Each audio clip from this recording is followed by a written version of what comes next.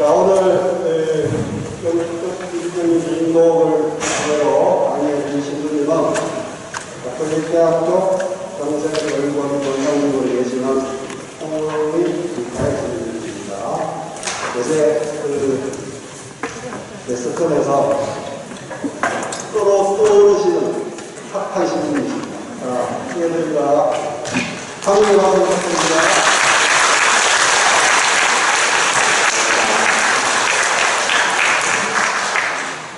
참여스님, 잘 보이십니까?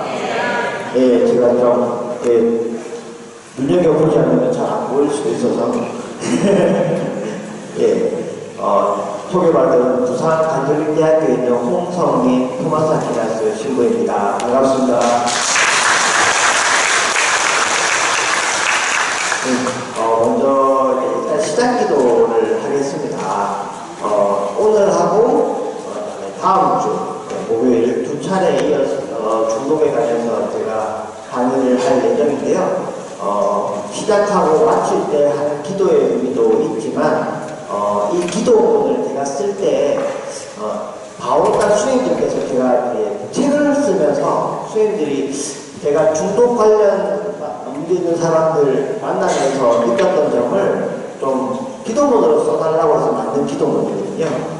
그래서 이 기도문에 하는 내용들이 사실 오늘하고 다음 주 강의 내용이기도 합니다. 그래서 여러분들이 지금 보시면 저런 말이 있구나 이 정도라면 아마 두 차례 강의를 정말로 잘 들으신 분들은 저 말이 왜 저기 들어갔구나 저게 왜 중요한 말이구나 이거를 알아들으신다면 강의를 잘 들었다고 할 수 있겠습니다. 그래서 강의 목표이기도 하니까 말마디를 한번 잘 생각해 보시면서 기도를 마치겠습니다.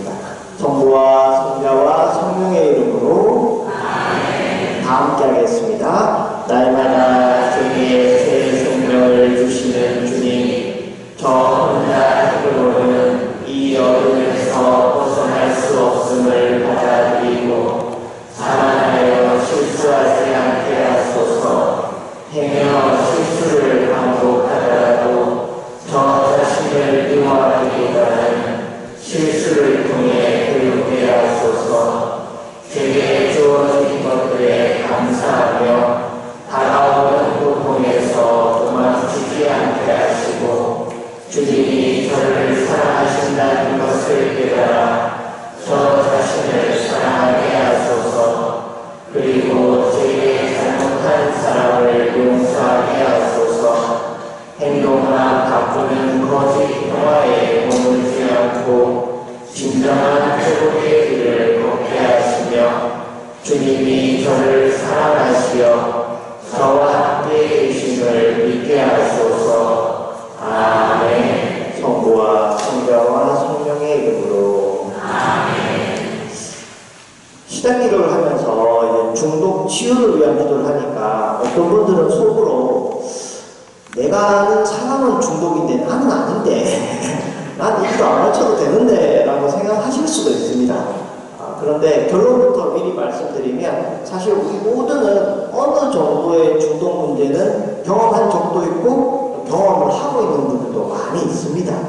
원래 사람이라면 그럴 수 있는 거죠. 대상이 술이거나 도박 문제가 없다 뿐이지 중독적인 문제는 누구나에게 있습니다. 그래서 혹시 여러분들 오늘 강의를 들으실 때 목적이 내가 이 강의 잘 들어서 우리 집에 있는 누구한테 너 중독이야 라고 꼭 말해주리라 라는 마음으로 듣지 마시고 나를 위해서 여기 앉아있는 나를 위해서 먼저 들어야겠다 이렇게 생각하시면 제일 도움이 되지 않을까 싶습니다.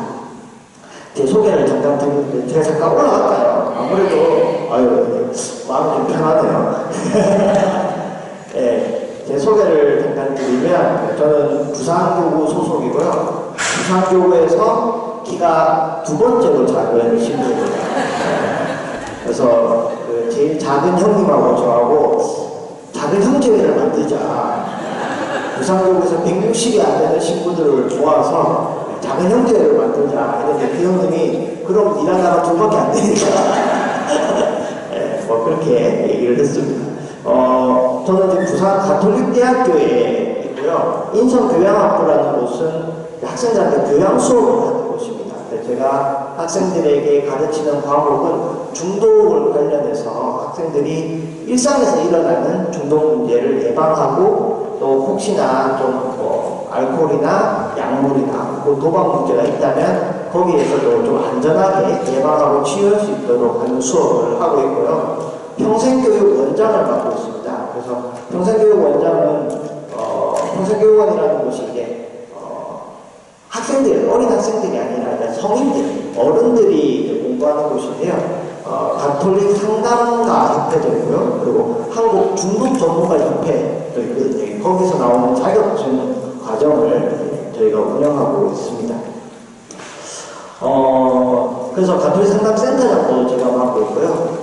중독 전문가 협회에서 윤리위원장하고 부산지구 이사도 맡고 있습니다. 예전에 제가 주로 중독 문제로 상담했던 분들은 거의 다 술 문제였습니다. 알코올 문제. 그런데 한 10년 전부터 이 도박 문제가 조금씩 이렇게 우리나라에 되더니 요즘은 고등학생이 저한테 이렇게 오면 거의 도박 문제 때문에 오는 것 같아요. 그리고 대학생들도 굉장히 도박 문제가 많습니다. 여러분들 아마 주위에 보면 술 마시러 가는 사람들은 많이 보여도 도박하러 가는 사람은 잘 안 보이잖아요. 그죠? 그래서 내 주변에는 도박 잘 안 보이는데 이렇게 생각하실 수도 있습니다. 그런데 우리나라가 술을 많이 먹는 나라일까요? 적게 먹는 나라일까요? 정말 많이 먹는 나라입니다. 근데 출고가 기준, 그러니까 공장에서 그 술이 나오는 출고가 기준으로 우리나라 1년에 술이 판매되는 양을 보면요 8조 원 정도의 규모입니다. 8조 원. 예, 1년에 8조 원. 그 중에 4조 원이 맥주고요. 3조 5천억 원이 소주입니다. 이상하게 근데 왜 사람들이 맥주 많이 안 먹을 것 같은데 우리나라 사람들은 다 소맥을 먹잖아요. 그죠? 소주 한 잔 시키면 맥주 2병을 시키니까 맥주만 따로 먹는 사람은 많이 없어도 같이 먹는 게 많아서 맥주가 훨씬 더 많이 나와요. 맥주가 4조 원, 소주가 3조 5천억 원. 나머지 이제 5천억 원이 막걸리, 포도주, 양주 이런 겁니다. 그래도 엄청나게 크시잖아요. 8조 원. 근데 여러분들 작년에 합법 도박의 총 매출이 32조 원이었어요. 술의 4배죠. 32조 원. 근데 제가 뭘 했습니까? 합법 도박을 걸렸죠. 요즘 문제가 되는 건 다 불법 도박입니다. 불법 도박은 작년에 100조 원이었어요. 100조 원. 그럼 합치면 몇 조 원이에요? 132조 원을 도박에 쓰는 나라가 우리나라입니다. 술이 8조 원인데 어마어마하죠. 그죠? 어마어마합니다. 거기에 제가 한 5년 전부터는 여기 부산 지역 이런 데는 서울보다는 이런 전문가 그룹이 많이 없기 때문에 마약을 상담할 수 있는 분들이 많이 없어요. 그래서 제가 지금은 마약 상담만 거의 하고 있는데 5년 전만 해도 제가 만났던 분들은 다 50대 이후의 남성들이었고요. 50대 이후의 남성들이었고 그리고 마약 전과가 굉장히 많은 분들이었어요. 많은 분들. 그리고 쓰는 약물은 딱 하나밖에 없었어요. 물어보면 다 하나였어요. 필로폰이라고. 여러분 히로뽕이라고 들어보셨죠? 예, 그게 일본식 발음이고 필로폰, 원래 이름은 메스암페타민이라고 합니다. 그걸 주로 사용했는데 지금 제가 만나는 사람들은 다 20대입니다. 다 20대고 남자 여자가 구분이 되지 않을 만큼 거의 비율도 똑같고요. 그리고 전과가 없는 다 초보들입니다. 그리고 사용하는 약물도 다 달라요. 완전히 지금 이제 정말 뭐랄까요? 우리 눈에는 지금 딱 안 보이기 때문에 없다라고 하지만 우리나라는 술만큼 도박 문제도 심각한 나라고 마약 문제도 심각한 나라고 이렇게 자꾸 이렇게 얘기를 하면 이제 조금 겁이 나기 시작합니다. 그리고 이제 애들한테 어떻게 교육을 해야 술을 안 먹게 할 것인가, 어떻게 하면 도박을 못하게 할 것인가 이렇게 생각하실 수도 있어요. 그런데 여러분들 여기 지금 계신 분들 중에 스마트폰 없는 분은 거의 없을 겁니다. 그죠? 거의 스마트폰 사용하고 계실 거죠. 근데 스마트폰을 사용한다고 해서 스마트폰 중독에 다 되는 건 아닙니다. 무슨 말인지 아시겠죠? 술을 먹었다고 해서 다 알코올 중독에 빠지는 것도 아닙니다. 그죠? 그렇다면 우리가 위험성이 있는 중독에 빠지지 않기 위해서 그걸 안 하는 것도 하나의 방법이지만 더 중요한 것은 하게 되더라도 빠져나오는 힘이 있어야 되는 거예요. 그게 더 중요하다 이렇게 말씀드리겠습니다. 제가 생각하기에요. 대한민국에서 제일 옳고 제일 좋은 말은 화장실에 적혀 있어요. 화장실에 가면 그래서 화장실 들어갈 때마다 큰 깨달음을 얻고 나오는데 제가 봤던 화장실에서 가장 좋았던 말은 뭐였냐면요.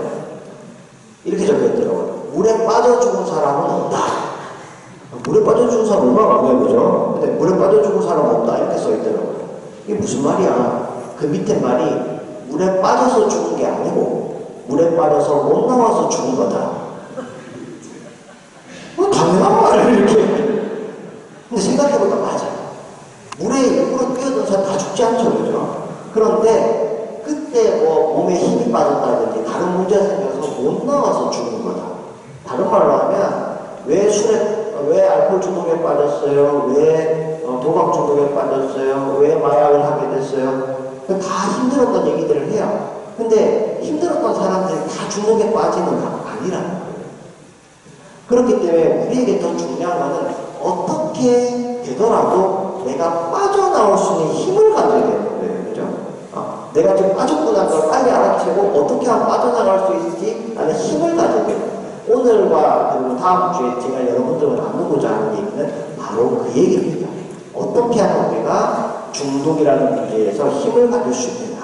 네. 그리고 그 힘을 저는 영성에 있다라고 생각합니다. 그래서 우리가 갖고 있는 신앙, 이게 우리를 어떻게 건강하게 만드는 힘이 되는지 그 이야기들을 여러분들과 나누고자 합니다. 자, 그럼 중독이라는 얘기로 이야기를 풀어보겠습니다. 여러분들 알고 있는 중독 뭐 있습니까? 알코올 중독, 또 게임 중독, 도박 중독, 많죠, 그죠? 옛날에는 딱 물어보면 알코올, 그 다음에 뭐 마약, 그러다가 도박, 뭐 이런 얘기들이 나왔는데 요즘에는 정말 많습니다. 뭐 쇼핑 중독, 성형 중독, 일 중독, 뭐 하여튼 갖다 붙이면 다 중독이 될 만큼 중독이라는 이름이 너무 많아요. 탄수화물 중독, 매운 거 중독, 커피 중독, 그죠? 네. 온갖 음식에도 이름을 다 붙일 수 있습니다. 자, 그러면 두 번째 질문. 우리는 뭘 보고 중독이라고 하느냐? 만약에 어떤 사람 보고 여러분이 너 술 중독 같아 라고 얘기하거나 너 게임 중독이야 라고 얘기하려면 뭘 보고 그렇게 얘기를 하는가? 맞아요. 딱 기준은 많이 하는 거예요. 니 너무 많이 한다. 니 술 너무 많이 먹는다. 니 게임 너무 자주 한다. 이러면 이제 게임 중독이라든지 술 중독이라는 이름을 붙이는 거죠. 그러니까 우리에게 중독이란 너무 많이 하는 거, 너무 자주 하는 거, 이게 중독이라고 보통 생각을 합니다. 그래서 저한테 상담을 의뢰하시는 가족들의 요청은 거의 똑같아요. 신부님, 우리 남편 술 좀 안 먹게 해주세요. 신부님, 우리의 게임 좀 안 하게 해주세요.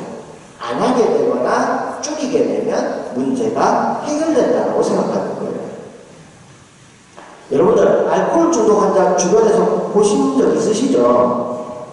그분들이 이제 술을 끊으려고 잘 안 하지만 사실 끊으려고 하시는 분들도 굉장히 많아요. 근데 끊으려고 할 때 계속해서 재발하십니다. 원래 중독이라는 병이 재발하는 특성이 있습니다. 원래 병이 갖고 있는 특성이에요. 근데 자꾸 재발하다 보니까 옆에서 아유 저 병은 안 맞나 보다, 원래 중독은 못 고치나 보다, 이렇게 생각하시는 분이 엄청 많아요. 근데 안 되는 건 아닙니다. 되는 거예요. 되니까 치료를 하죠. 그런데 알코올 중독 환자가 술 끊는 게 쉽겠습니까? 어렵겠습니까? 어려워요. 엄청 어려워요. 근데 그 어려움을 하시는 분들이 있어요. 했는데 이거 오해하시면 안 됩니다. 다급한 게 아니라 술을 끊은 분들 중에 술 끊고 도박에 빠지시는 분이 있어요. 진짜 황당하죠. 그 어렵게 술을 끊었는데 술 끊고 도박을 하셔. 도박 중독도 알코올 중독을 못지않게 끊는 게 너무 어렵습니다. 도박 중독에 빠졌던 분들이 도박을 끊는 분들이 있는데 그 어려운 걸 하시고는 쇼핑에 빠진다거나 다른 걸 빠지시는 분들이 있어요. 이러면 여러분들 이게 과연 끊는 게 다른가라는 생각을 하게 되는 거예요. 우리가 생각하는 알코올 중독이 술이 문제라면 술만 끊으면 문제가 해결돼야 되잖아요. 근데 술을 끊는데 다른 문제가 생긴다는 거예요. 그래서 사실은 진짜 문제는 술을 먹게 한 원인에 있습니다. 그걸 생각해야 돼요. 자, 제가 쓴 책이에요. 신부님 저도 중독인가요? 라는 바오로 따라서 나온 책입니다. 책 제목을 지을 때 굉장히 고민을 많이 했는데 잘못 지은 것 같아요. 자꾸 제 친구들이 신부님 너도 중독인가요? 라고 놀려요. 네, 신부님 저도 중독인가요? 라는 책인데 제가 여기 보시면 페이지를 좀 적어놨어요. 혹시 나중에 내가 좀 더 찾아봐야 되겠다 하시는 분들 있으시면 찾아보시라고 여기 페이지를 적었는데 잘 안 보이십니까? 34페이지, 36페이지에 중독의 뜻에 대해서 써놨는데요. 중독이라는 우리나라 한자만, 그죠? 중자가 가운데 중자. 그리고 독은 독독자입니다. 그러니까 독이 들어왔다. 혹은 내가 도관에 있다. 라는 뜻이죠. 중독. 근데 여러분들 1번, 2번, 1번의 중독과 2번의 중독, 한글로는 똑같은 말입니다. 그죠? 한글로는 똑같은 말인데, 문제는, 원래는 외국에서 쓰는 말은 다른 말이거든요. 다른 말을 우리가 같은 말로 해석하고 있기 때문에 헷갈리는 거예요. 1번의 중독은 영어로는 intoxication 혹은 poisoning이라고 합니다. poison이 독이잖아요. poisoning이니까. 독이 들어온 걸 in 하면 들어왔다는 얘기죠. 톡신 하면 독이거든요. intoxication 하면 독이 들어왔다. 반대가 디톡스입니다. 디톡스. 여러분 뭐 해독 주스 들어보셨죠? 중독됐으니까 해독시키면 되는 거예요. 연탄가스 중독 뭡니까? 연탄가스가 내 몸에 들어와서 해를 입힌 거죠. 병원에 가면 그 독을 빼내는 거죠. 그죠? 빼내면 내가 낫는 거예요. 식중독, 상한 음식에 독이 있었는데 그게 내 몸에 들어와서 해를 입었으니까 그걸 빼내면 되는 거예요. 알코올 중독도 급성 알코올 중독이 있습니다. 급성 알코올 중독. 예전에는 여러분들 아마 기억나실 거예요. 대입 같은 거 치고 나온 다음에 애들이 이제 신입생 환영회 뭐 이런 거 하다가 술을 못 먹던 애들이 갑자기 술을 많이 먹으면 정말 막 죽을 만큼 아프거나 실제로 죽는 애들도 있었어요. 왜? 술은 원래 독입니다. 술은 원래 독이에요. 근데 내 간이 해독할 수 있는 범위 안에서 먹으면 뭐 건강하고 좋은 게 아니라 그냥 괜찮은 거예요. 근데 그 범위를 넘어가면 잘못하면 몸이 심하게 다치고 잘못하면 죽기도 한다는 거예요. 그러니까 그래서 병원에 가면 술을 빨리 빼내는 거죠. 그럼 해독되잖아요. 보통 알코올 중독, 우리가 보통 말하는 알코올 중독 치료도 일단 병원에 가면 제일 먼저 하는 게 해독 치료를 합니다. 그래서 같은 말로 사용하기 시작한 거예요. 그래서 여러분 일반 내과 같은데 진료 과목에 알코올 중독 치료 여기는 술 끊는 거 해주나 보다 하고 생각하는데 술 끊는 거 해주는 게 아니라 해독 치료 해준다는 얘기예요. 무슨 말인지 아시겠죠? 자, 오늘 우리가 얘기하려고 하는 중독은 1번의 중독이 아니라 2번의 중독입니다. 2번의 중독. 영어로는 addiction이라고 하는데 다 같이 한번 읽어보겠습니다. 시작. 여러 가지 이유로 사용을 중지하지 못하는 조절 및 감각적 사용. 조절이 불능이다. 조절이 자기 마음대로 안 된다. 술을 먹고 싶을 때 먹고 안 먹고 싶을 때 안 먹어야 조절이 되는데 이 사람은 술이 있으면 먹어야 조절이 안 되고 먹기 시작하면 멈추기가 어려워. 조절 불능. 또 강박적 사용. 여러분 강박이라는 말은 그냥 쉽게 생각하면 계속 반복이라고 생각하시면 돼요. 계속 반복. 강박적 사고 이러면 똑같은 생각을 계속 하는 거예요. 강박적 사고. 강박적 행동하면 똑같은 행동을 계속 하는 거예요. 머리카락을 계속 꽂는다든지 손톱을 계속 물어뜯는다든지 다리를 계속 떤다든지 계속 반복이죠. 그죠? 그게 강박적 행동이에요. 그럼 강박적 사용이라는 것은 술을 계속 사용하는 거, 도박을 계속 하는 거, 이런 거겠죠. 그죠? 사람들은 밑에만 조절 불능 및 강박적 사용이 중독의 가장 중요한 말이라고 생각합니다. 그래서 자꾸 너 중독이지 라고 하면 아니 나 매일 먹지 않는데 나 조절할 수 있는데 이렇게 얘기하거나 아니면 내가 매번 하지 않는다는 것을 통해서 내가 중독이 아니라고 설명하거나 아니면 다른 사람들이 공격하고 너 계속 하니까 중독이지 이렇게 생각합니다. 근데 더 중요한 건 진짜 중요한 것은 제가 색깔을 다르게 했어요. 뭘 색깔을 다르게 했습니까? 여러 가지. 아까 제가 말씀드린 것처럼 술을 먹는 이유가 있었는데 그 이유가 안 바뀌니까 그 이유가 도박하는 걸로 바뀌는 거예요. 도박하는 이유가 있었는데 그 이유가 안 바뀌니까 그게 쇼핑으로 가거나 다른 걸로. 더 중요한 건 여러 가지 이유가. 자, 여러분들 주변에 술 좋아하시는 분이 있다면 그분 한번 떠올려 보세요. 그분이 오늘 굉장히 반가운 사람을 오랜만에 만났어요. 너무 반가워요. 뭐 하실까요? 저한테 하시겠죠? 오늘 너무 슬픈 일이 있었어요. 마음이 너무 슬퍼요. 뭐 하실까요? 저한테 하시겠죠? 오늘 너무 화가 났어요. 미칠 것 같아요. 뭐 하실까요? 저한테 하시겠죠? 오늘 상처받았어요. 마음이 너무 아파요. 뭐 하실까요? 저한테 하시겠죠? 오늘 아무 일도 없어서 너무 적적했어요. 뭐 하실까요? 오늘 비가 와요. 뭐 하실까요? 오늘 저녁 반찬이 기가 막혀요. 뭐 하실까요? 여러 가지. 술을 먹어야 되는 이유는 여러 가지. 근데 만약에 이분이 이렇게 술을 먹다가 몸이 아파요. 몸이 아파서 너무 힘들어요. 그래서 병원에 갔어요. 병원에 가서 한 4주 정도만 이렇게 해독치료를 받으면 근단도 없어지고 몸도 어느 정도 회복이 돼요. 정신도 돌아오고. 그럼 이제 의사가 해독치료 끝났다고 해요. 해독치료 끝나고 집에 오면 이분은 술을 드실까요? 안 드실까요? 그쵸? 정확하죠? 더 많이 먹어요. 더 잘 먹는 몸이 돼버리는 거예요. 예전에는 아파서라도 먹다가 몸을 못 먹겠다 이런 생각이 드는데 이제는 안 아픈 거예요. 더 잘 먹는 몸이 되는 거예요. 이게 문제다. 그래서 물론 제가 이 잘못 오해하시면 병원 치료 소용없습니다. 이 얘기가 아니라 병원 치료도 중요한데 병원 치료만으로는 안 된다.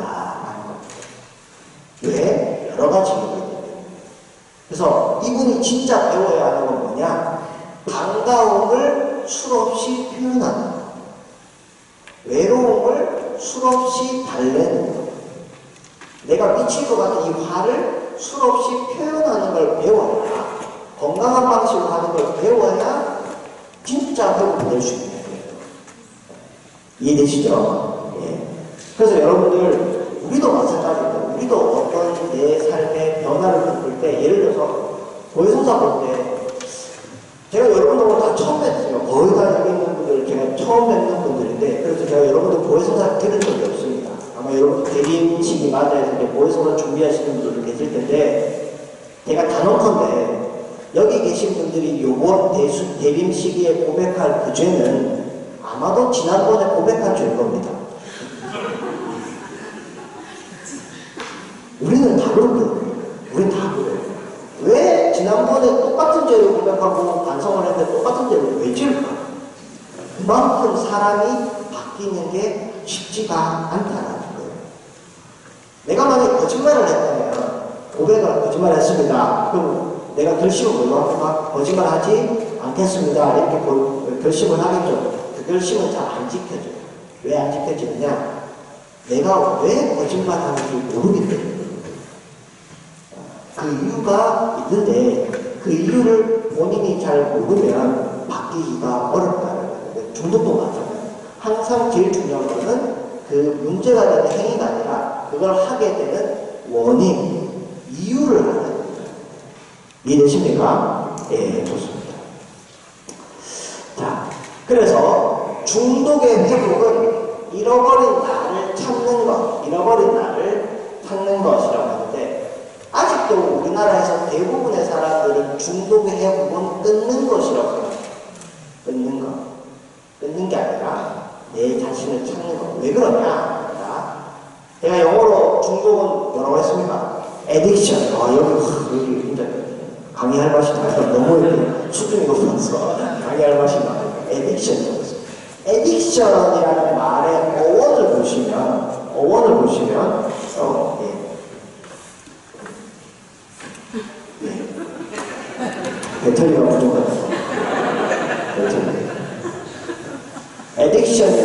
안에 어원을 보시면 에디체라고 말씀합니다.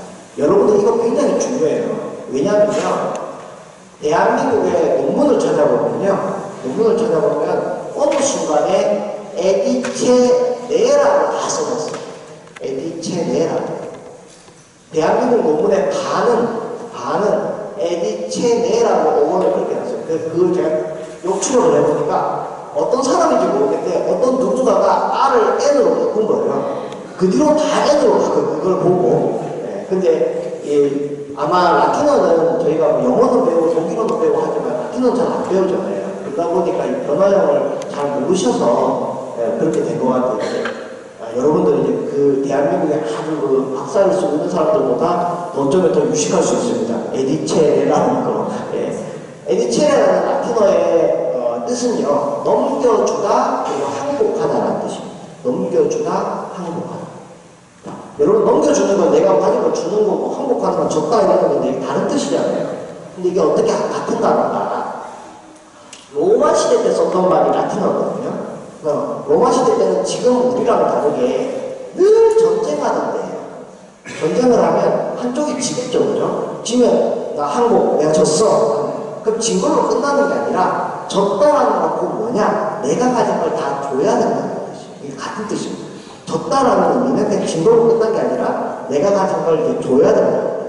내가 가진 땅도 뺏기고, 내가 가지는 뭐 가축도 뺏기고, 내가 가진 돈도 뺏기는데, 내가 가진 것만 뺏기는 게 아니라 뭐도 뺏겨요? 나도 뺏기는 거예요. 내가 더 이상 자유인이 아닌 거 뭐예요? 노예가 되는 거예요. 내 자유가 뺏긴 거죠. 그래서 나 그전까지 주인은 나였는데, 내 삶의 주인은 나였는데, 내가 하고 싶은 대로 했는데 이제는 내 맘대로 안 되고 그 주인이 시키는 대로 해야 되는 거. 이게 중독이라는 거예요. 많이 하고 자주 한다는 뜻 자체가 없어요. 내가 그것을 하면서 즐거워지고 행복해지면 그 중독이 아닌 거예요. 하면 할수록 나 이러면 안 되는데, 이러면 안 되는데, 이러면 이럴수록 이게 중독이구나 이렇게 생각하시면 돼요. 이걸 얘기를 오늘 잘해야 되는데 잘못하면 여기 계시는 분들이 갑자기 면제부가 좋아질 수도 있고 잘 알아들으셔야 되는데, 여러분들 애주가 아시죠? 애주가는 뭐 하는 사람입니까? 술 좋아하는 사람, 술을 사랑해요. 너무 술 먹는 걸 좋아해요. 애주가하고 알코올 중독자하고 어떻게 다른지 아십니까? 술 먹는 것만 보면 애주가하고 알코올 중독자가 거의 똑같아요. 매일 술 먹고 술 먹는 것도 많아요. 근데 뭐가 다른가? 알코올 중독 환자는 절대 자기가 술 먹은 거 잘 안 합니다. 술 먹을 줄 알아? 안 먹었다가 술 냄새가 막 나고 얼굴이 빨갛잖아요. 술 먹었는데 딱 한 잔만 했다. 애주가는요, 안 물어봤는데 맞아 술 마셨다? 이렇게 얘기합니다. 오늘 너무 재밌어서 오늘도 마실 거야 이렇게 얘기합니다. 술을 먹고 행복해합니다. 알코올 중독 환자는요, 술을 먹으면 기억이 끊기기 전까지는 자기가 몇 잔 먹었는지 압니다. 근데 일반 사람들은, 특히 애주가들은 자기가 몇 잔 먹었는지 정확하게 몰라요. 두 병이서 술을 먹었는데 나오면서 보니까 빈병이 두 병이더라. 각각 한 병 먹었구나. 보통 이렇게 생각합니다. 근데 왜 알코올 중독자는 기억하느냐? 먹으면서 이렇게 안 먹어야 되는데, 안 먹어야 되는데. 오늘 딱 한 잔만 하자. 그럼 자기 한 잔 먹으면 기억하죠. 좀 이따가 한 잔 먹었는데 한 잔하고 두 잔하고 큰 차이 있겠어? 그럼 두 잔이요. 좀 이따가 소주병을 보면 이게 두 잔 먹으면 좀 애매한데 딱 반병 몇 가지만 딱 먹자. 이렇게 먹기 때문에 자기가 몇 병 먹었는지 몇 잔 먹었는지 정확하게 알아요. 기억이 끊기기 전까지. 알코올 중독 환자분들 집에 가보면 술이 없어요. 밥 먹어서가 아니라 술이 없어요. 보이는 게 아니라 놉니다. 세탁기 안에 있습니다. 쌀통 안에 있습니다. 옷장 안에 있습니다. 술병 갖다 버릴 때 남의 집 앞에 갖다 버려요. 그것도 신문지 싸서 버려요. 근데 애주가분들 집에 가보시면 어때요? 술이 보란 듯이 진열되어 있어요. 비싼 술일수록 눈에 잘 보이는데 찬장 같은 데 넣어놓고 친구 오면 자랑하고 먹을래? 물어보고 이렇게 합니다. 애주가는 술을 먹으면서 행복해요. 술 먹고 있는 자기의 삶이 너무 즐겁고 이렇게 할 수 있다는 것에 감사를 드려요. 알코올 중독자는 술을 마시면서 먹는 순간부터 후회해요. 내가 또 먹었다 이렇게. 그래서 점점점 우울해지죠. 점점점 불안해져. 그 우울과 불안이 또 술을 먹게 만들어요. 악순환이에요. 근데 여러분들 아무리 애주가라도 문제는 생깁니다. 애주가도 문제가 생겨요. 그럼 병원에서 의사가 아저씨 이렇게 술 먹다가 큰일 나요. 잘못하면 진짜 몸 크게 다칠 수도 있어요. 죽을 수도 있어요. 막 이렇게 하잖아요. 애주가는 끊어. 왜? 술 먹고 싶어서 사는 게 아니거든. 재밌게 살고 싶어서 술 먹는 거거든. 근데 이렇게 술 먹다가는 못 산다고 하면 술 먹을 이유가 없어지는 거예요. 근데 여러분들 알코올 중독 환자한테 아저씨 이렇게 술 먹다가는 죽어요. 뭐라고 하냐면 이렇게 살다 죽죠. 딱히 하고 싶은 게 없어요. 딱히 살고 싶은 게 없어요. 사실 진짜 문제는 여기에 있어요. 여러분들 누가 이렇게 게임을 많이 한다, 도박을 많이 한다, 혹은 술을 많이 먹는다 하면 우리가 가서 보통 도원을 야, 니 그렇게 술 먹으면 큰일 난다. 니 그렇게 게임하다 큰일 난다. 이렇게 얘기하거든요. 그렇게 말해서 듣는 건 한 번도 못 봤어요, 제가. 이렇게 하면 자기한테 안 좋다는 걸 본인이 더 잘 알아요. 왜냐면 본인이 경험했기 때문에. 근데 그 말을 다른 사람한테 하면 진짜 못하게 할까봐 다른 사람한테 말을 하지 않으면 본인이 더 잘 알아. 근데 내가 안 하면 뭐 하라고 이렇게 됩니다. 그 뭐 하라고가 더 중요한 거예요. 그래서 사람은 살아가면서 뭔가 바꿀 때 그 이유가 분명히 있어야만 바뀌거든요. 여기서 여러분들 하나 퀴즈를 하나 하겠습니다. 그 담배가 끊기 어려울까요? 술 끊기가 어려울까요? 네. 담배를 더 좋아하면 담배 끊기가 어려울 거고 술을 더 좋아하면 술 끊기가 어렵겠지만 보통 우리가 중독성이 강하다 그러잖아요. 중독성이 강하다. 네. 중독성이 강하다라는 기준이 보면 빨리 효과가 나는 것일수록 중독성이 강하다는 거예요. 네. 무슨 말이냐면 여러분들 오늘 술 먹었는데 내일 취한다. 술 취하는데 하루가 걸린다. 술 드실까요? 먹는 분이 있어도 그건 별로 중독성이 없을 겁니다. 네. 재미가 없어요. 도박장에 갔는데 도박을 했어요. 탁 땡겼어요. 탁 땡겨 막 돌아가잖아요. 결과 내일 알려드립니다. 할까요? 안 합니다. 너무 힘들어서. 여러분 고수로 치잖아요. 고수로 치는데 한 판에 막 2시간씩 걸린다. 이런 사람도 안 합니다. 판이 빨리 돌아야 재밌고 중독성이 강합니다. 술은 여러분들 딱 마시면 취하는데 30분 정도 걸려요. 30분. 30분이 지나면 내가 알던 그 기분이 온다. 이거 굉장히 유혹이죠. 네. 담배는 딱 피면 7초 걸립니다. 느낌이 오는데. 가장 빠른 방법이 스모킹이에요. 네. 그래서 그런 의미에서는 담배가 술보다 중독성이 강하다. 이렇게 표현할 수 있어요. 자, 그런데 사실 뭐 담배는 중독이냐 아니냐 이렇게 또 생각하시는 분도 있어요. 뭐 담배까지 중독이라고 말하면 나는 뭘로 사냐고 그렇게 얘기하시는 분도 있는데 우리가 뭘 하다가 어떤 이유에서든 뭐 건강 때문이든 뭐 다른 이유 때문이든 뭐 끊어야 될 때가 있어요. 뭐 아니 탄수화물 같은 거 너무 많이 먹으면 살이 찌니까 탄수화물 끊는 분도 있고 또 어떤 건강 때문에 설탕을 끊어야 되는 분도 있고 끊는 게 있잖아요. 근데 뭔가 자기가 좋아하던 걸 끊게 되면 다 표현이 이렇습니다. 인생에 낙이 없다. 술 좋아하시는 분들이 술 끊어도 인생에 낙이 없다 이러시고 담배를 좋아하시는 분들 담배를 끊을 때 인생에 낙이 없다 이러시고 여기에 우리의 하나의 키워드가 있습니다. 중독에 안 빠지려면 혹은 또 빠졌다가 거기에 잘 나올 수 있는 사람은 인생에 낙이 여러 가지인 사람입니다. 자기가 좋아하는 것이 한 가지가 아니라 여러 가지가 있는 사람들이 중독이 잘 안 빠지고요. 빠졌다 하더라도 금방 나올 수 있습니다. 알코올 중독에 빠지시는 분들 술 말고 좋아하는 게 별로 없어요. 도박에 빠지시는 분들 보면 그 전까지 자기 삶에서 딱히 좋아할 만한 게 없었던 분들. 그러다가 뭔가 흥미로운 걸 보게 되고 지금까지와는 완전 또 다른 재미 혹은 어떤 흥미 이런 걸 느끼게 되면 굉장히 유혹적이죠. 거기에 훅 빠져듭니다. 그래서 중독을 예방하고 또 치유하는 가장 좋은 방법 중에 하나는 내가 좋아하는 게 많아야 된다.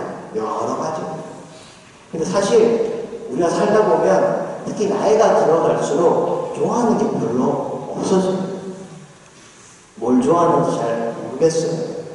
여러분들 애기들 보면 애기들은 막 저거 사줘 막 그런 거 먹고 싶어 하면서 떼쓰잖아요. 그리고 학교 가기 싫다고 막 학교 가기 싫어가지고 엄마한테 학교는 왜 가야 돼요? 그런 얘기 하잖아요. 그죠? 아이들 때는 좋고 싫음이 분명해져요. 근데 나이가 들어가면서 아 내가 좋아하는 것만 하면서 살 수 없구나 이런 것들을 깨닫게 되죠. 그러다 보면 이제 어릴 때처럼 떼쓰지 않습니다. 근데 문제는 뭐냐면 좋아하는 것만 하면서 살 수 없다는 거하고 좋아하는 게 없는 건 다른 거예요. 근데 좋아하는 것만 하면서 살 수 없다는 그 마음이 자꾸 내가 뭘 좋아하는지 모르겠다고 바뀌어버리는 거예요. 여러분들 쉬는 날, 오늘 쉬는 날이에요. 이제 아무것도 안 해도 되는 날이에요. 그런 날 뭐 할래? 라고 나 산에 가고 싶어. 나 누구 만나고 싶어. 나 어디 가고 싶어. 이렇게 말하는 사람은 굉장히 건강한 사람이에요. 근데 사람이 뭔가 인생에 문제가 생기거나 힘이 없어지면 딱 뭐라고 하냐면 아무것도 안 하고 싶다. 가만히 있고 싶다. 이렇게 돼요. 무기력해지면서 가만히 있어요. 근데 여러분들 막상 가만히 있어보면 기분이 어떤지 아세요? 휴일날 아무것도 안 하고 집에 혼자 있으면 저녁에 너무 아무것도 안 해서 너무 기분이 좋아. 이렇지 않거든요. 뭔가 허무감이 밀려오면서 이렇게 살아도 되나라는 불안감과 죄책감이 밀려옵니다. 쉬어도 쉬는 게 아닌 거죠, 사실은. 그래서 잘 쉬려면 내가 뭘 하면 즐겁지, 뭘 하면 행복하지 이걸 알아야 돼요. 여러분들 오늘 저녁 꼭 이사 오실 때 식사하고 오신 분도 있으실 거고 안 하고 오신 분도 있으실 텐데 사람들이 모여가지고 밥 먹으러 갈 때 뭐 먹을래? 라고 하면 뭘 합니까? 아무거나. 어디 갈래? 아무데나. 대한민국 사람은 거의 100%입니다. 이렇게 말하는 사람은 아마 우리나라 사람들밖에 없을 거예요. 근데 그렇게 말하는 이유는 약간 우리는 내 혼자만의 삶을 살아가자고 항상 관계 안에서 자기를 찾기 때문에 네가 뭐 먹는 거에 따라 내가 먹고자 하는 메뉴가 바뀔 수 있는 거예요. 항상 관계 안에서. 그래서 항상 네가 먼저 골라. 이런 양보와 배려가 있는 거죠. 이게 굉장히 좋은 문화입니다, 사실은. 그런데 간혹 보면 꼭 그런 게 아닐 때도 있어요. 제가 저희 학교 학생들 때 밥 먹으러 갈 때 뒤에 따라가면서 들었는데 한 친구가 뭐 먹을래? 아무거나. 돈가스 먹을래? 나 느끼한 거 싫은데. 그럼 뭐 먹을래? 돈가스 빼고 아무거나. 냉면 먹을까? 나 찬 거 먹으면 안 되는데. 와, 이거 이제 힘들어지는 거지. 이 친구가 말하는 아무거나라는 말의 정확한 의미는 뭐냐? 양보하고 배려하는 거 아니거든. 이 말의 의미는 내가 지금 뭘 먹고 싶은지 모르겠으니 네가 내 마음을 알아들어서 내 입에서 그래 그거라는 말이 나오면 난 참 좋겠어 라고 말하면 너무 기니까 그걸 줄여가지고 아무거나 라고 얘기해요. 옆에 친구는 계속 스무고개를 해야 되는 거예요. 맞춰야 되는 거죠. 사람이 열심히 공부를 하고 열심히 일을 하고 오늘 하루 뭔가를 하려고 노력하는 가장 큰 이유는 행복해지려고 하는 거예요. 행복해지려고. 우리 모두가 사실은 바라는 것은 행복해지려고 하는 거예요. 근데 중독에 빠지신 분들도 사실은 왜 술 먹었냐, 왜 도박했냐, 왜 다 다른 이유지만 궁극적으로 생각하면 좀 행복해지고 싶었던 거예요. 이 괴로운 삶에서 벗어나서 이 힘든 마음에서 벗어나서 좀 행복해지고 싶었던 거예요. 근데 그게 더 자기를 불행하게 만든 아이러니인 거죠.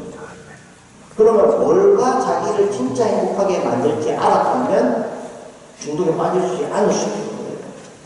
이게 제일 중요한 거예요. 자, 그런데 오늘 여러분들 행복하십니까? 라고 물어보면 행복하다고 말하시는 분도 있고 아니라고 생각하시는 분도 있을 겁니다. 근데 행복이 뭐냐? 뭐로 행복이냐? 이렇게 말하면 또 굉장히 복잡해져요. 근데 그걸 아주 단순화시켜서 말해볼게요. 아주 단순화시켜서. 오늘 저녁 식사 시간이 가장 행복했던 사람은 누구냐? 누굴까? 오늘 저녁 식사 시간에 지가 먹고 싶은 거 먹은 사람이 제일 행복해. 아주 단순하게. 오늘 하루가 행복했던 사람은 누구냐? 오늘 하루에 자기가 하고 싶은 거 한 사람이 제일 행복하고. 그래서 만약에 아침에 눈을 탁 떴는데 가고 싶은 데도 있고 만나고 싶은 사람도 있고 먹고 싶은 음식도 있으면 그 사람은 오늘 하루가 행복할 확률이 높은 거예요. 근데 아침에 눈을 탁 떴는데 가고 싶은 데도 없고 만나고 싶은 사람도 없고 먹고 싶은 것도 없어요. 근데 하기 싫은 거는 있고 만나기 싫은 것도 있고 먹기 싫은 것도 있어요. 그러면 아유 지겨워라 이렇게. 휴일날 뭐 할래? 이러면 아까 제가 말씀드린 것처럼 뭐 할래 다 좋아하는 게 있는 거죠. 근데 세상에 자꾸 하기 싫은 것만 하다 보면 휴일날 목표가 아무것도 안 하는 걸로 바뀌어버려요. 그건 다시 말하면 지금 내 삶이 하기 싫은 걸로 가득 차 있다는 반증이에요. 은퇴하시고 뭐 하시고 싶습니까? 은퇴의 삶을 막 준비하시는 분들이 있어요. 은퇴 후에 나 이렇게 살 거야 이렇게. 근데 정말 또 많은 분들이 은퇴 후에 아무것도 안 하고 싶다고 하시는 분도 많아요. 그리고 정말 또 아니라면 아무것도 안 해도 되는 삶을 준비하느라 열심히 살아가시는 분도 있어요. 인생의 목표가 아무것도 안 한다는 건 참 아이러니하죠. 제가 이렇게 얘기하면 사람들이 아유 신부님 인생이 다 그런데 사람들 다 참고 인내하면서 하는데 뭐 내 마음도 좀 차고 재밌는 거 하고 좋아하는 거 하고 이렇게 살 수 있습니까? 인생이 그런 게 아닌데 이렇게 얘기하실 수 있습니다. 맞아요. 그런데 좋아하는 걸 하다 보면 거기에서 진정으로 내가 사랑하는 걸 찾아요. 아 내가 이 일을 정말 사랑하는 사람이었구나. 내가 이 사람을 정말 사랑하는 거였구나. 내가 이 일을 하면 내 삶을 사랑할 수 있겠구나. 이렇게 느끼는 순간이 있어요. 그러면 삶이 바뀌어요. 좋아하는 거하고 사랑하는 건 비슷한 것 같지만 완전히 달라요. 자기가 무엇을 사랑하는 걸 아느냐가 나를 찾는 거예요. 자, 무슨 말이냐면 여러분들 좋아하는 거하고 사랑하는 게 비슷하다고 생각하시는데 고양이하고 쥐죠. 고양이하고 쥐. 고양이는 쥐를 사랑할까요? 좋아할까요? 좋아해요. 고양이는 쥐를 사랑하지 않습니다. 고양이는 쥐를 좋아해요. 왜 좋아해요? 한번 먹으려고 했으니까. 먹으려고, 그죠? 고양이가 쥐를 사랑하게 되면 어떻게 될까요? 안 잡아먹는 건 2차적이고 인생 꼬였죠. 생각해보세요. 여러분 고양이가 쥐를 정말로 사랑해요. 그러면 고양이가 쥐가 먹고 싶은 거 막 찾아가지고 니 먹어라 이러고 갖다 바칠 거예요. 희생봉사하겠죠. 근데 고양이가 쥐를 진심으로 사랑하면 그 희생봉사가 억울함이거나 분함이 아니에요. 그것 자체가 행복이고 기쁨이에요. 나를 기쁘게 한다는 거예요. 사랑하기 때문에. 우리가 살면서 아유 지겨워라 내가 이걸 왜 해야 되는가. 그 일이 지겨워서가 아니에요. 내가 사랑할 대상이 없어졌기 때문에 그런 거예요. 내가 누구를 사랑하는지, 무엇 때문에 내가 이 삶에 의미가 있는지, 그게 사랑에서 나오는지, 그 사랑을 잃어버렸기 때문에 그런 거예요. 제가 아까 여러분들 중독의 의미가 종이 되는 거라고 했잖아요. 노예가 되는 거라고 했잖아요. 신부님들 입는 옷을 보시면 제의를 있잖아요. 그죠? 제의는 다 귀족 복장입니다. 로마 시대 때 귀족들이 입었던 복상을 형상화시킨 거예요. 그리고 부제님들이 가끔 입는, 부제님들이 이제 신부되기 전에 입는 옷이 달마디카라고 하는데, 그 달마디카는 달마시안 지역에 있던 귀족들이 입었던 복장이라서 달마디카라고 해요. 그런데 신부님들이 입는 옷 중에 수단이라는 게 있어요. 수단. 아십니까? 예, 까맣게 치마처럼 되고 있죠. 요즘은 좀 덜한데 옛날에 TV에 잘생긴 배우들이 자꾸 그걸 입고 나오니까 대학교 여학생들이 아유 신부님 똑같은 옷 입었는데 어떻게 이렇게 느낌이 달라요. 짜증이 확 나는데 모르는 사람들이 보면 이 수단이 약간 이제 뭐 매트릭스에 나오는 그런 것 같기도 하고 그래서 좀 멋있어 보여요. 근데 그 옷의 의미는 노예 복장, 종의 복장. 까만색은 죽음입니다. 나의 자유는 죽었다. 이 흰 옷은 주인의 깨어있겠다. 내가 잠들지 않고 주인의 뜻을 바라보고 깨어있겠다라는 뜻입니다. 여러분들, 저희 같은 사제의 주인이 누구일까요? 반만 맞는 말이에요. 반만 맞는 말이에요. 사제들의 주인은 여러분들이에요. 하느님의 뜻을 받들어 세상을 섬기는 사람이 사제입니다. 여기 지금 제가 밤에 와가지고 잘 어디가 어딘지 잘 모르겠는데 유럽의 오래된 성당들 가보시면요, 성당의 문이 서쪽으로 나 있어요. 항상 서쪽으로 나 있어요. 그리고 제대는 동쪽입니다. 그래서 사제가 뒤에서 입당하는 의미는 우리가 항상 서쪽은 왜 세상을 상징하고 동쪽 태양은 하느님이 계신 곳을 상징하잖아요. 그래서 세상을 살던 우리가 당신께로 나옵니다라는 의미로 이렇게 문이 이렇게 되어 있고 사제가 입당을 이렇게 하는 겁니다. 대표는. 근데 여러분들 장례미사 때 보시면 관이 이렇게 들어오잖아요. 관이 이렇게 들어오면 장례미사 중에 사람 머리는 저쪽에 있고 다리가 이쪽에 있어요. 그럼 관을 딱 세우면 어디로 봅니까? 제대를 보죠. 그래서 여러분들이 미사를 드리는 방향과 같은 방향으로 관이 이렇게 보게 됩니다. 세상을 살던 내가 당신께로 나갑니다 라는 뜻으로 이렇게 돼 있어요. 근데 사제들 장례미사 때 보시면 관을 반대로 해요. 문을 바라보면 죽어서도 세상을 섬기라라는 뜻입니다. 세상을 위해 병원된 자라는 뜻이에요. 아름답죠? 그래서 신부님 지나가서 이리 와봐 그러셔도 종이니까요. 옛날에 그래서 교황님이 사인을 하시면 종들의 종이라는 표현을 썼어요. 그러니까 일반 사제들이 종이고 그 종을 또 섬기는 종. 내가 자유의지가 있지만 그 자유의지를 포기하고 당신을 섬기겠습니다. 내가 내 자유를 내는 아름다운 공헌이죠. 근데 꼭 사제만 그런 건 아니에요. 제가 남동생이 하나 있는데 남동생이 딸이 셋이거든요. 딸이 셋인데 제 동생이 딸 키우면서 사는 모습을 보니까 부모가 된다는 건 종살이구나 라는 생각이 들었어요. 특히 아이들 어릴 때 보니까 애가 자야 부모도 자고 애가 먹어야 부모고 애가 아프기 시작하면 잠도 못 자고 부모가 난리가 나죠. 매여서 사는 존재가 되죠. 근데 만약에 내가 사랑하지도 않았고 원하지도 않았는데 갑자기 그 애를 내가 떠맡게 되면 굉장히 힘들고 어려울 겁니다. 억울하고 생각할 거예요. 그런데 그걸 사랑으로 받아들이니까 아까 말씀드린 것처럼 그 희생과 봉사가 기쁨과 행복이 될 수 있는 거예요. 그런데 중독은 본인이 원해서 술을 마시거나 본인이 원해서 게임이 하는 게 아니라 하면 안 되는데 하면 안 되면서 점점 들어가기 때문에 그 노예 사회가 기쁘고 행복할 수가 없는 거죠. 여러분들 오늘 이 성당에 오시고 싶어서 오신 거 맞죠? 네. 여러분들 신앙생활 하시고 싶어서 하시는 거 맞죠? 네. 근데 가면 우리 자꾸 잊어버려요. 뭐 하라 그러면 누구 때문에 그렇다고 그러고 항상 남 핑계를 자꾸 대요. 그러다 보니까 내가 진짜 뭘 원하는지를 자꾸 잊어버리는 거예요. 네. 그래서 중독에 빠지지 않는 가장 첫 번째는 내가 진짜 원하는 거. 내가 뭘 원하지, 어떤 삶을 살면 행복하지, 이걸 아는 거. 근데 여러분들 제가 하나 질문해 드릴게요. 여러분들은 된장찌개가 좋아요? 김치찌개가 좋아요? 그리고 여러분들 대답하실 때 정답은 없어요. 그죠? 네. 여러분들이 드셔보신 것 중에서 대답하시면 돼요. 근데 한 번도 한식을 안 먹어본 어느 외국 나라에 가서 외국 사람들한테 너는 김치찌개가 좋아, 된장찌개가 좋아? 그러면 그 사람들이 뭐라 그럴까요? 뭐래? 이렇게 하는 거죠. 내가 뭘 좋아하는지는 해봐야 알아요.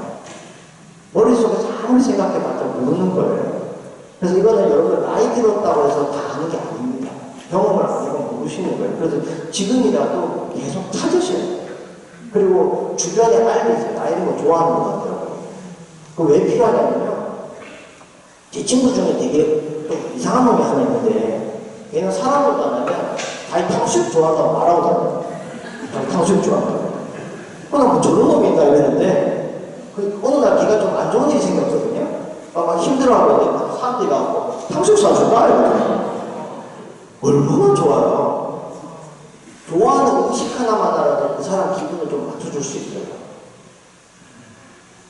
제가 아는 꼬마가 있는데, 그 꼬마는 도라에몽이라고 만화책에 나오는 그 캐릭터, 그 고양이 캐릭터를 너무 좋아하는데, 그 부모는 너무 편한 거예요. 애 선물 사줄 때, 도라에몽 연필, 도라에몽 지우개, 도라에몽 베개, 도라에몽만 사주면 애가 너무 좋아해요. 좋아하는 캐릭터만 하나 알아도 그 사람의 기분을 맞춰주기가 아주 좋아요. 근데 여러분 지금 옆에 혹시 친구나 가족과 함께 오셨다면 한번 바라보세요. 이 사람은 도대체 뭘 좋아하나? 사실 해주고 싶어도 안 떠오르는 경우가 있어요. 근데 난 알고 있는데 말을 안 한 경우도 있지만 본인이 몰라서 도달려주는 경우도 있어요. 아까 제가 말씀드린 것처럼 하고 싶은 것만 하면 살 수 없다는 게 너무 발달되다 보니까 하고 싶은 게 아예 없어졌거든요. 그래서 지금 대한민국에 정말 많은 사람이, 특히 청소년들이 중독 문제에 빠지는 이유는 그 친구들이 도덕적으로 타락해서가 아닙니다. 인생에 하고 싶은 게 없어서 그런 거예요. 정말 자신들의 행복의 길이라는 건 어떤 때 내가 행복했는지를 못 느끼기 때문에 게임에 빠지고 도박에 빠지는 거예요. 그래서 사실 이거는 우리 사회 전체가 좀 돌아가야 될 부분이에요. 제 책 머리말에 쓴 글인데요. 같이 읽어보겠습니다. 시작. 이 책은 중독에 빠진 사람들에게 쉽고 확실한 해결책을 주지는 못합니다. 저는 그런 해결책을 알지 못할 뿐더러 아마도 그런 것은 없지 않을까 싶습니다. 제가 학교에서 이렇게 학생들 대상으로 수업을 하다 보니까 학생들 질문 중에 이렇게 질문한 친구 있어요. 시부님, 여자친구가 이번에 담배 안 끊으면 헤어지자는데 담배 끊으려 너무 힘들어요. 쉽게 끊는 법 좀 알려주세요. 또 어떤 분은 와서 시부님, 제가 술 끊으려고 여러 가지 방법을 써봤는데 잘 안 됩니다. 확실하게 끊는 법 좀 알려주세요. 쉽고 확실하다. 현대인들이 아마 어떤 것을 선택하든 그것을 실현할 때 가장 좋은 방법이라고 생각하는 것은 그것을 이룰 때 가장 쉽고 확실한 방법일 거예요. 쉽고 확실한 방법. 저는 학교에서 평생교육원을 운영하다 보니까 사람을 늘 모집해야 돼요. 모집할 때 어떻게 사람들을 모집해야 사람들이 많이 모일까 고민을 했는데, 제가 하는 일 중에 유사종교라고 하거든요. 유사종교라는 건 이제 살기 종교죠. 그죠? 우리가 보통 말 신천지, 하나님의 여러 가지 있지만, 그런 종교에 빠지는 걸 우리가 보통 유사종교라고 하는데, 유사종교 생각을 해보니 알 것 같아요. 어떻게 하면 사람을 모을 수 있는지. 혹시 여러분들도 예비자 종교를 모으시거나 강사하시는 분들, 뭔가 사람 모으면 반드시 이 말만 들어가면 무조건 옵니다. 단기 속성 100% 확실. 단기 속성 100% 확실. 사람들이 제일 좋아. 반대에서 볼까요? 만기 불확실. 아무도 안 합니다. 근데 아까 제가 사이비종교라고 말씀드렸잖아요. 사이비종교에서는 구원을 단기 속성 100% 확실로 알려줍니다. 14만 4천 명이라는 숫자를 딱 알려주고요. 언제 휴거가 온다고 날짜를 딱 찍어주고요. 이렇게 하면 구원받는다고 방법을 확실하게 알려줘요. 근데 여러분들 성당 다니면서 성당 단기 속성 100% 확실로 가는 걸 알려주신다면 건강한 종교에서는 구원을, 또 하나님 나라를 항상 만기 불확실로 알려줍니다. 그래서 늘 답답하고 뭔가 알 것 같다가도 모르겠고 내가 제대로 들은 게 맞나 싶기도 하고 늘 불안해요. 근데 그게 맞는 거예요. 그게 건강한 거예요. 꼭 우리가 종교적이거나 영성적이지 않다 해도 예를 들어서 건강한 삶을 살아가는 방법은 늘 만기 불확실입니다. 오늘 내가 운동 잠깐 했다고 건강해지지 않아요. 오늘 내가 잠깐 밥을 좀 잘 먹었다고 해서 건강해지지 않아요. 근데 그렇게 살아가면 건강해지겠지 하고 꾸준히 가다 보면 건강해지는 거예요. 요즘 사람들이 자꾸 중독에 빠지는 이유는 그 만기 불확실을 못 견디는 거예요. 확실한, 아까 제가 말씀드린 술을 어떤 날은 취하고 어떤 날은 안 취하잖아요. 이런 건 중독성이 없어요. 술을 어느 정도 먹으면 내가 알던 그 기분이 확실히 오는 거예요. 약을 먹으면 아주 빠르게 내가 원하는 그 기분이 오는 거예요. 그러니까 중독성이 나는 거죠. 그래서 여러분들, 아까 제가 그 숫자 얘기 드렸는데 어떤 어머니들이 저한테 신부님 공부 중독은 없습니까? 아, 그래 공부 중독이 좀 됐으면 좋겠는데 공부 중독은 될까요? 안 될까요? 안 됩니다. 왜 안 될까요? 오래 걸려요. 오래 걸려요. 오늘 내가 잠깐 했다고 성적이 막 오고 그러지 않아요. 암기 불확실이기 때문에 공부에 중독 안 돼요. 저 수녀님이 어떤 수녀님이 물어보시는데 신부님 기도에도 중독 안 됩니까? 기도는 중독되기 어렵습니다. 왜 그럴까요? 어지간해서 잘 안 이루어져요. 오래 기도해야 돼요. 오래 정성스럽게 그래서 우리가 중독이 되지 않는 거예요. 그래서 중독이 되지 않는 방법은 만기 불확실인데 저는 이런 의미에서 우리가 아이들에게 특히 이런 대림시기의 메시지는 뭡니까? 기다립니다. 오시는 아기 예수님을 우리가 기다립니다. 사순의 의미도 어쩌면 기다림이죠. 그 기다림이 근데 목적을 이루기 위한만의 어떤 기간만 아니에요. 그 기다리는 시간 동안 내가 변화하고 성장하고 바뀌어 나가는 소중한 시간들이 그 안에 있는 거죠. 근데 지금 현대인은 특히 과학 안에서 항상 쉽고 확실하게 딱 확인하는 문화로 계속 가고 있기 때문에 기다림의 문화가 없어지고 있는 거예요. 여러분들 올해 검정고시를 친 학생들의 숫자가 역대로 제일 높았어요. 근데 학생 수는 계속 줄어들고 있거든요.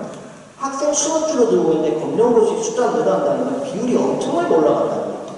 근데 학생들이 왜 검정고시를 치는가? 옛날에는 학교를 갈 형편이 안 돼서 검정고시 친 사람들이 대부분이었어요. 근데 지금은 아이들이 생각할 때 고등학교, 중학교의 과정이 의미가 없는 거예요. 대학을 가기 위한 과정이기 때문에 그 시간을 자기가 줄일 수 있다면 그 방법이 훨씬 더 효율적이고 확실한 방법인 거예요. 알 필요가 없어지는 거죠. 근데 여러분들 학교를 갔을 때 그게 대학을 가기 위한 것만 아니거든요. 그 안에서 사람을 만나고 그 안에서 친구들을 어떻게 만나고 그래서 그 안에서 나는 이런 사람들하고 잘 어울리는구나. 사람들 만나면 이런 방식이 나한테는 맞는 방식이구나. 이런 것들을 배워야 되는데 그런 건 별로 무의미하다고 생각합니다. 삶이 없어져. 속도가 계속 빨라집니다. 그래서 쉽고 확실한 해결책, 이게 우리 안에도 하나의 키워드가 아닐까 생각해요. 내가 뭔가를 바라는데 그것을 빨리 이루려고만 한다고 자꾸 생각한다면 나도 사실 중독적인 성향이 있거나 중독의 유혹에 빠질 수 있는 어떤 성향을 가지고 있구나 이렇게 생각하실 수도 있고요. 반대로 살아야 되겠구나 라는 생각을 좀 해보시면 좀 이런 대립 시기에 좀 좋은 묵살거리가 아닐까 생각합니다. 자, 요거 같이 한번 해볼까요? 시작. 저는 같은 행동을 반복하는 나 자신에게 실망하면서 자신을 사랑하게 하는 분을 위해 이 책을 썼습니다. 여기까지요. 자, 보통 사람들이 생각하는 중독의 문제는 같은 행동을 반복하는 거예요. 그래서 그 행동을 멈추거나 줄이게 하면 중독 문제가 해결될 거라고 생각하고 자꾸 그렇게 초점을 맞죠. 근데 아까 제가 말씀드린 것처럼 똑같은 행동을 반복한다고 해서 무조건 중독이라고 하지 않아요. 그래서 그 대립되는 말이 몰입이라는 말입니다. 몰입을 하면서 자기가 무엇을 좋아하는지, 어떤 것을 자기가 하면서 원래 행복감이 느껴지고 성취감이 느껴지는지, 이게 몰입입니다. 근데 중독을 하면 할수록 본인이 싫어지고 뭔가 실망감이 느껴지고 우울해지는 거예요. 그걸 또 해결하기 위해서 또다시 반복되는 거예요. 이게 이제 중독으로 가는 길인데, 그래서 하나 가장 결정적으로 하는 거니 거기서 내가 나 자신을 사랑할 수 있는가, 나를 용서할 수 있는가, 이거예요. 어떤 회복자분이 알코올 중독에 빠졌다가 병원에 가서 치료를 받으면서 이제 어느 정도 회복이 돼서 퇴원하신 다음에 보호센터에 갔는데, 보호센터 가니까 이제 낮에 사람들이 모여가지고 자기 생활을 나누고 맨 마지막에 다 같이 손을 잡고 원을 그린 다음에 이렇게 하더래요. 나를 사랑하자, 나를 사랑하자, 나를 사랑하자 3번을 하더래요. 딱 그거 보고 안 가셨다고요. 왜냐면 본인이 술에 취했을 때는 자기가 무슨 말 하는지도 모르고 어떤 생각인지 몰랐는데 술이 깨고 나니까 그 모든 게 너무 부끄럽고 미안하거든요. 진짜 못 견디는 거예요. 수치스럽거든요. 근데 내가 어떻게 내 입으로 감히 나를 사랑하고 싶어 이런 말을 하겠는가 이렇게 생각하시는 거예요. 근데 본인만 그런 게 아니라 거기 있는 사람들도 다 보니까 다른 자기랑 비슷했던데 아니 어떻게 저렇게 뻔뻔하게 자기를 그냥 쉽게 사랑하겠다고 말할 수 있는 자기 화가 나서 거기 못 가겠더라고요. 본인한테도 수치스럽고 그렇게 말하면 저 사람들에게도 화가 나서 못 가겠더라고요. 근데 그래서 그 모임에 안 가셨는데 그러고 한 몇 개월 지나다니까 재발하셨어요. 술도 드시고 막 그렇게 하다가 입원을 하시고 몇 차례 어려움을 계속 겪으시다가 마지막으로 병원에 입원하고 퇴원하신 다음에 다시 그 중환센터에 가셨어요. 그리고 똑같이 그 사람을 하고 있는. 근데 그날은 마음은 똑같아요. 여전히 부끄럽고 여전히 내가 그런 말을 해드릴까라는 생각이 드는데 하고 싶더라고요. 그 말은. 나를 사랑하고 싶다는 그 말. 그래서 했는데 눈물이 그렇게 나더라고요. 나를 사랑하고 싶다. 그 말이. 나를 사랑하지 울면서 하셨다는 거예요. 그리고 그분이 지금 거기에서 회복 상담사를 하고 계세요. 제가 중독 상담을 하다 보면 이런 얘기 정말 많이 들어요. 신부님 저 이제 술 끊겠습니다. 신부님 저 이제 도박 절대로 안 할 겁니다. 이런 얘기 정말 많이 들어요. 저는 그 말이 진심이라고 믿어요. 근데 그 말이 이루어질 거라고는 잘 안 믿어요. 왜냐하면 그 사람이 거짓말하고 생각해서가 아니라 그게 마음만 그렇게 먹는다고 해서 되는 게 아니기 때문에 그런 거예요. 근데 이렇게 말할 때가 있어요. 신부님 저를 좀 용서하고 싶어요. 나구나. 저를 좀 사랑하고 싶어요. 나구나. 저를 위해 좀 살고 싶어요. 나구나. 그런 말을 하면 이 사람은 바뀌겠구나 라는 생각을 합니다. 실제로 그런 경우가 많아요. 터닝포인트. 우리가 건강한 삶을 살아가기 위해서 가장 중심에 두어야 되는 말은 뭐냐? 하느님이 당신을 사랑한다는 말입니다. 나는 하느님한테 사랑받는 존재다. 그 사랑받고 있다는 그 존재라는 그 인식 그리고 그 마음만 잘 잡고 있으면요 중독에 잘 안 빠집니다. 그리고 중독에 빠져도 아까 말한 것처럼 나올 수 있는 힘이 있어요. 보통 금세 자포자기해버려요. 마약을 한번 내 인생 이제 끝났어 이렇게 해버리니까 더 들어가는 거예요. 사실 그 마음에. 아니야 나 다시 시작할 수 있어. 나를 사랑하는 사람이 있고 내가 사랑할 세상이 있어 라는 사람들은 거기 잘 빠지지도 않을 뿐더러 빠져도 나올 힘이 있다. 저는 그 노래 들을 때마다 정말 제 주제가 같아서 오늘 당신은 사랑받 그 노래 좋죠. 단신, 단신, 딸고 단신. 이해를 못 하시는 분인데. 저 그 노래 들을 때마다 제 주제가 나 생각하고 그 생각하는데 여러분들 저보다 키가 크시지만 그래도 그 노래가 정말 여러분들에게 그냥 하나의 주제가처럼 되시면 좋겠다라는 생각이 듭니다. 특히 우리가 지금 대림식이 오시는 예수님을 기다리고 있는데 예수님이 왜 우리 인간의 모습으로 오셨는가? 나를 그냥 사랑하는 게 아니라 정말 당신과 같은 한 존재로서 일치하고자 하셨던 그 사랑을 우리에게 믿고 또 기다리는 것. 이게 대림식인데 우리가 예수님과 일치되려면 나도 나를 그만큼 사랑해야 되겠죠.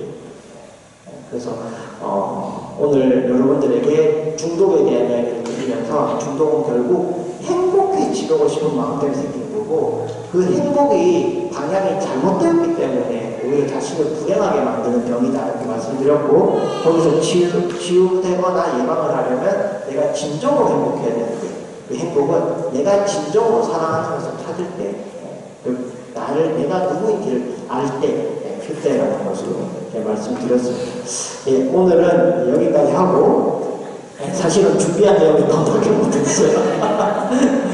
그래서 다음 주에 좀 더 자세한 이야기를 하는 것으로 하고 오늘 마치기도 하겠습니다. 성부와 성자와 성령의 이름으로 다 함께 하겠습니다. 날마다 그의 새 생명을 주시는 주님 저 혼자 힘으로는 이 어둠에서 벗어날 수 없음을 받아들이고 자만하여 실수하지 않게 하소서. 행여 실수를 반복하더라도 저 자신을 미워하기보다는 실수를 통해 배우게 하소서. 죄에 주어진 것들에 감사하며 다가오는 고통에서 도망치지 않고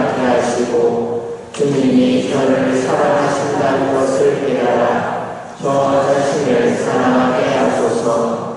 그리고 제게 잘못한 사람을 용서하게 하소서. 행동과 바꾸는 거짓 평화에 머물지 않고 진정한 회복의 길을 걷게 하시며 주님이 저를 사랑하시어 저와 함께 계심을